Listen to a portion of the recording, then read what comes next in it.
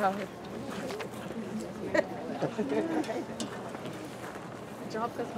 everybody. Welcome to Friday Harbor, and the rain stopped and the wind stopped. So, and I want to especially welcome Tim and Ramey and Ringo, and as we gather together and remember Miss Norma, and just look around, and how awesome is it that she touched so many people in her way. And I don't have anything formal to say because I didn't have a chance to meet Miss Norma, but I have a feeling she wasn't a formal sort of person, and she didn't stand on ceremony.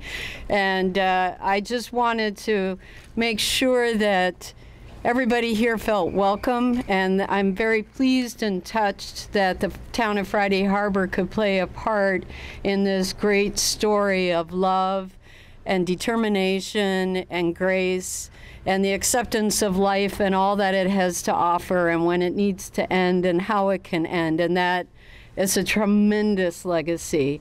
And I think that people, personally, myself, but I also have a feeling that most people have been most inspired by the demonstration of love between the four of you. And I think that's the most important thing to share, especially today in these somewhat contentious times, is to remember that love for each other, and that it is there, and it is there to share every minute of every day, however long we get to be here in this world. So Friday Harbor for me has always been a sanctuary, and I'm glad that it can be a sanctuary for you and your family and all those who felt close to Miss Norma. And the other thing about our town is it's very eclectic. So you're now knit into the fabric of our wonderful town, and you will always be a part of it and a part of our hearts. And I hope you come back often to visit the tree. We'll be sure to take good care of it, as we will tend the memory of Miss Norma as well. So thank you.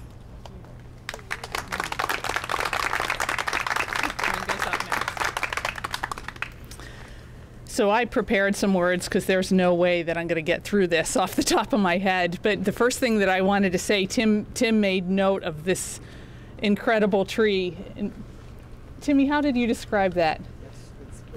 It's swept and bent just like my mother's back. It's the shape of Norma. She never could stand up straight.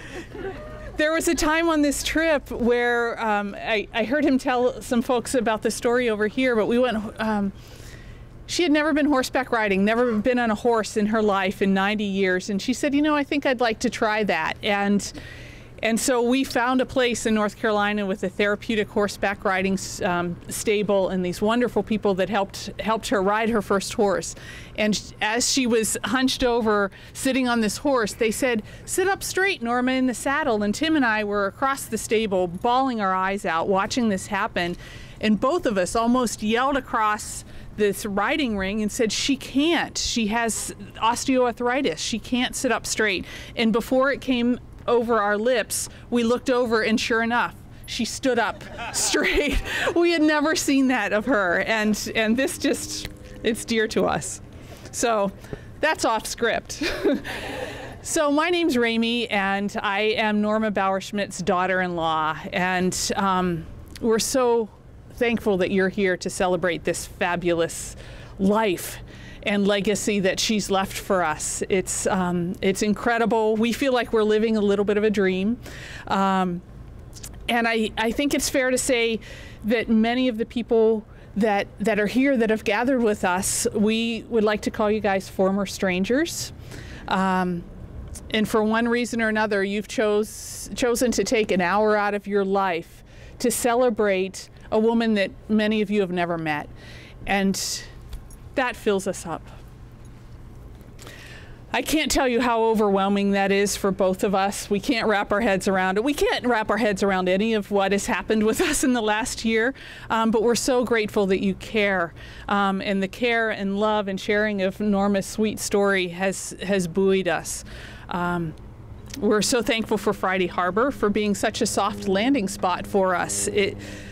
We came here to play and visit our dear friends, and just kind of enjoy everything that San Juan Island has to offer. And as it turned out, it offered us way more than we could have ever imagined in the care that hospice has given us. You guys know. The town and organizing the ceremony and the idea of a tree in this incredible place is beyond our wildest dreams. And to commemorate our visit, Miss Norma's end of life, it's amazing. And the truth is that had she passed away a year ago, she would have probably had an 1.5-inch obituary in a small, tiny 10-page newspaper in northern Michigan. Tim and I are her only remaining relatives, and a few folks from her church back home would have been the only ones gathering to recognize the end of a life really well lived. But she outlived everyone she knew, and instead, in the last 14 months, I lived full-time, 24/7 with my mother-in-law. Thank you. I have heard that might deserve a medal somewhere on down the line. We'll see what happens with that. It was daunting at first, but I will tell you that we have had the time of our lives, and I wouldn't have traded it for anything. And I wanted to share with you that it wasn't always easy. There was a brief moment on this trip where things could have turned tragic pretty quickly, and I want to tell you a story about that. Tim and I carry our kayaks and our paddleboards on the top of our Jeep, and we've carried them for 13,000 miles with the illusion that we would occasionally use them somewhere along the line. But we found that we were most interested in spending time with Norma and taking her on outings. There's nothing that she loved more than to get in her little wheelchair and say, "Let's go wheeling." And wherever we ended up, that's where we ended up. So that was our priority. When we arrived in a beautiful state park in Florida, we saw this lovely, peaceful, meandering river, and we thought, finally, maybe we can get our boards in the water and go for a paddle. And so we found this little sandy beach along the river, and we got Norma down these rickety old steps, carried her wheelchair down, and set her up on this little beach with her knitting, her Sudoku puzzles, and I'm not sure what else she had. She had a whole bag of tricks, so she was ready for us to go and explore a little bit. So Tim and I jumped on our paddle boards, and we paddled upstream and paddled through some reeds, and birds were all over the place. It was a spectacular day. At some point, we sat down on the boards and just took a breath, and we were very content. And we're just reflecting on what a ride it's been so far. And this was early December. After about an hour, I told Tim, you know, it might be time to go check on your mom. Let's see how she's doing. So we got back up on our boards, and we started paddling back to the little beach. And we were about 100 yards away, and we saw her waving, and she was excited to see us, we thought. And we thought, oh, this is great. She had a really nice day. And as we got closer, we realized that the front wheels of her wheelchair were in the water. And we had not realized we were on a tidal river, and the water was coming up rapidly. So her wave wasn't necessarily, hey, I'm having fun. It was, whoa. So we madly paddled towards her, and I was really concerned. Was she going to be scared or upset that this was happening? Had we abandoned her? And she just looked up at me from her wheelchair. I was still standing on my paddleboard, and she said, "Do you think I should take my socks and shoes off?" And she did, and that's how she rolled. There was always a smile. About 6 months into the trip, we were in Georgia, and it was early spring. Norma's story just started kind of gaining some teeth and some popularity, and we dropped it in a little beach bar on Tybee Island. And Big George was the owner of this place, and he had heard about us. And so we enjoyed burgers and fried green tomatoes, a piece of chocolate cake, and of course she washed it all down with a beer. And it was time to pay, and Big George said, "No worries, this one's on me." And he wouldn't take no for an answer. He would not let us pay for this meal. So finally we said, okay. And we left, wheeled Norma down the boardwalk and got her tucked back into the Jeep. And just as Tim's crawling in the driver's seat of the Jeep, she leaned forward in between the two front seats. She was in the back. And she said, "I bet you're glad you brought me along now, aren't ya?"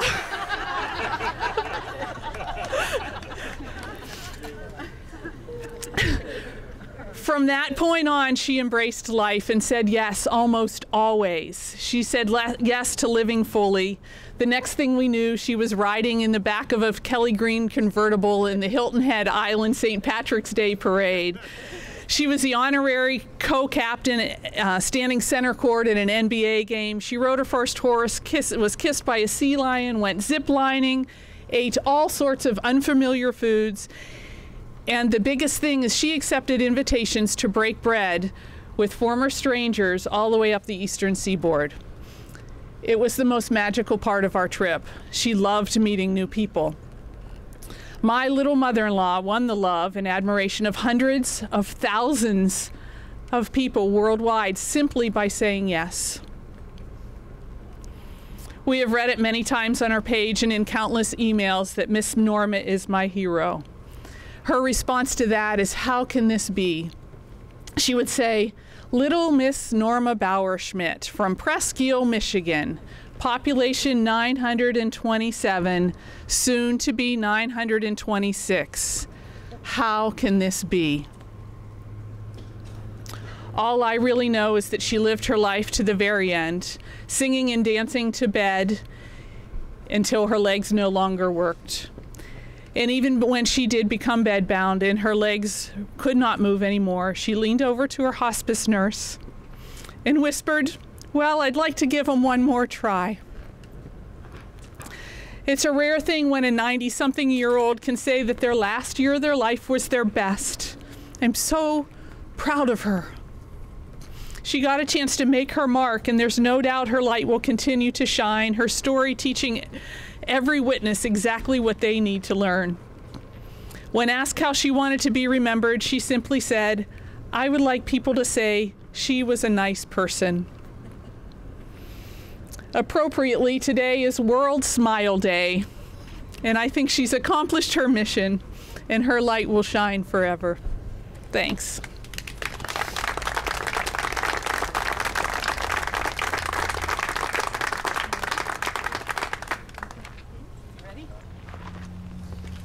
Once we get the tree planted, we'll have Steve Simpson is going to do a blessing for that tree, and then we have a lovely reception at the Whale Museum, which is just 2 doors down. So we hope that you will all join us for that.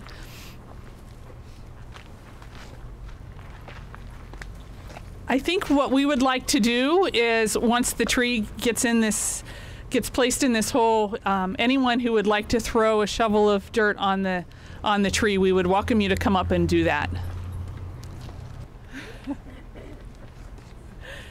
The beautiful thing, we didn't mention this, but on our trip when we were in Bluffton, South Carolina, it was Leo's birthday.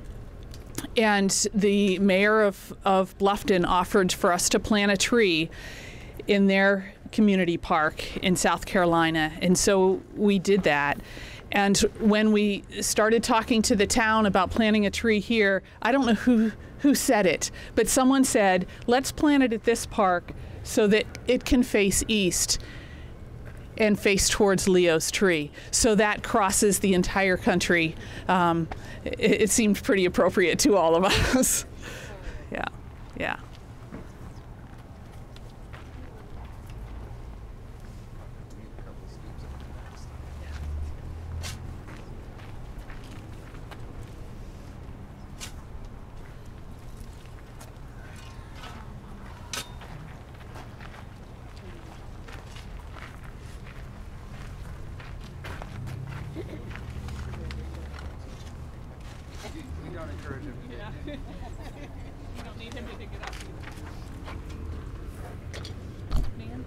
So the tree is planted.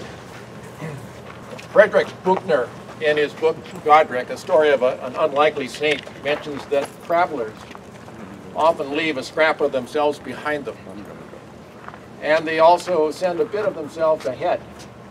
Now this tree is, we can either look at that as being a bit of Norma that she's leaving behind here, or a little bit of her that she sent ahead.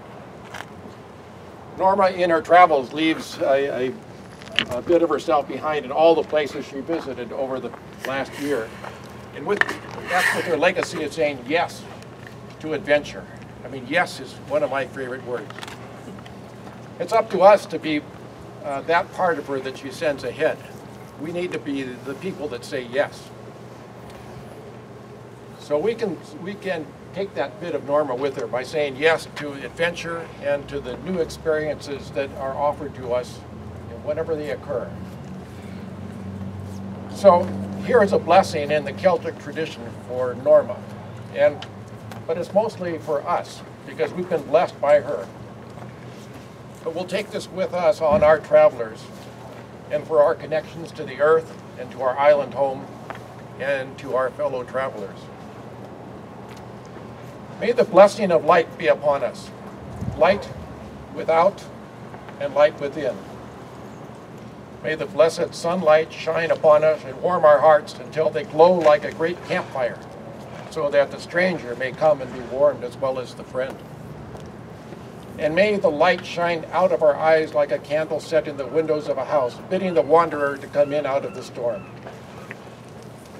And may the blessing of rain be upon you, the soft, sweet rain.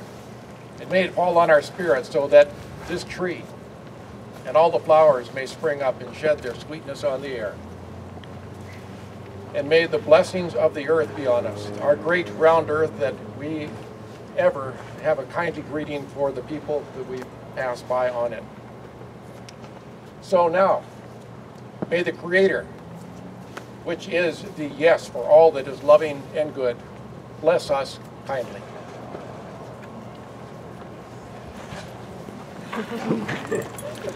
I was handed some Kleenex, and I guess I did need them. I can't thank you enough for showing up. I thought maybe a couple people would be here, and to see all your wonderful faces and from all the far places, it's fantastic. And I hope that you'll join us next door at the Whaling Museum for some cake and root beer floats, a couple of my mom's favorites. Thanks. Slideshow. And a slideshow. Yes, Ramey has put together a very nice slideshow that'll be on the big screen over there.